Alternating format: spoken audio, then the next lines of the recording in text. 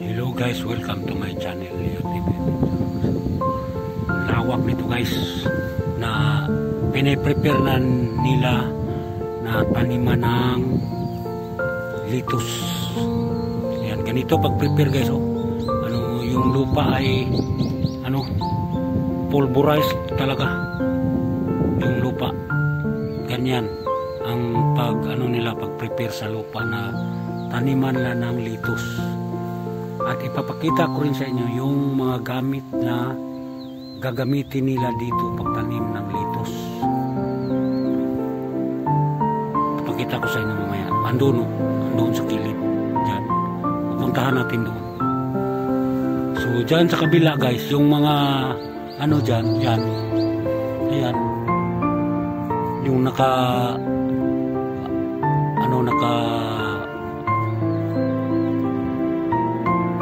may mga net, yung naka-net lahat.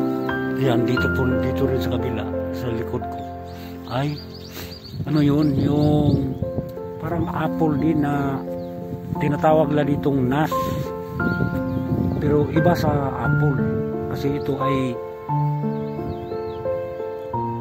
parang apple din ang forma niya, pero hindi pula, parang brown yung kulay niya. At sarap talaga kainin mo kasi ang daming tubig. Matubig talaga pagkakainin mo. Sobrang tamis.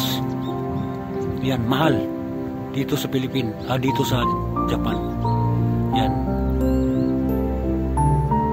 Yung mga may nakanit dyan, mga puno yan ng nas ang tawag nila dito. Yan. Sa ngayon wala pang mga yan, hindi pa nagbubunga. May June. Ayan. So dito guys, ayan, papakita ko sa inyo kung ano ang mga gagamitin nila pag nagtanim sila ng litos. Dito talaga. Ayan, may radish pa dito sa kilid.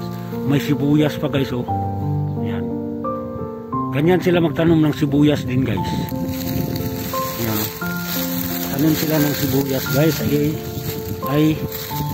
Ayan. Tingnan nyo. Nilagyan ng silupin para yung taba ay hindi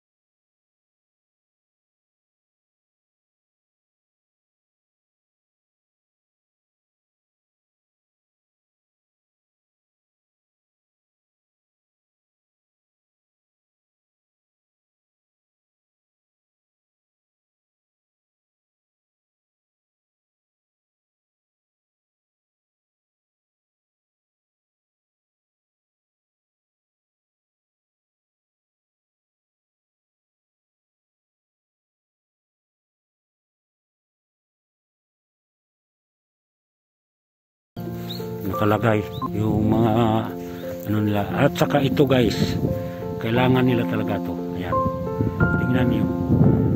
Ayan, para yan lagyan ng bubong sa itaas. At saka yun guys, ito may malalaki, may maliliit. Ayan, ganyan sila guys. Ayan, tingnan niyo. Yan ang mga gamit sa pagtanim ng litos. So yan guys, na-share ko na sa inyo.